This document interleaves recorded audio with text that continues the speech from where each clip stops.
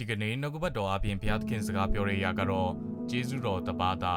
16ခုမြောက်သောဇာလံပိုင်ငယ်နှင့်ကိုရော်ဒီကျွန်ုပ်၏သခင်ဖြစ်တော်မူသည်ဟုထာဝရဘုရားကိုကျွန်ုပ်လျှောက်ဆိုပါပြီးဂျေဇုတော်မှာတပါးအခြားသောမင်္ဂလာကျွန်ုပ်၌မရှိပါကျွန်တော်ရဲ့ဘဝအသက်တာမှာဖြစ်တည်နေတဲ့ကျွန်တော်ရရှိနေတဲ့အခွင့်အရေးတွေအသက်ရှင်နေခွင့်နဲ့လှုပ်ဆောင်နေခွင့်ရတဲ့အရာတွေကပုံမှန်တိုင်းဖြစ်တည်နေတဲ့အရာတွေလို့ကျွန်တော်ထင်တတ်ကြပါတယ်ဒီအရာတွေကတဘာဝအတိုင်းဖြစ်တည်နေတဲ့အရာတွေတခုမှမရှိပါဘူးဘုရားသခင်ရဲ့ကျေးဇူးတော်လက်တော်အောက်မှာသာအရာရာကဖြစ်ပျက်နေတာပဲဖြစ်ပါတယ်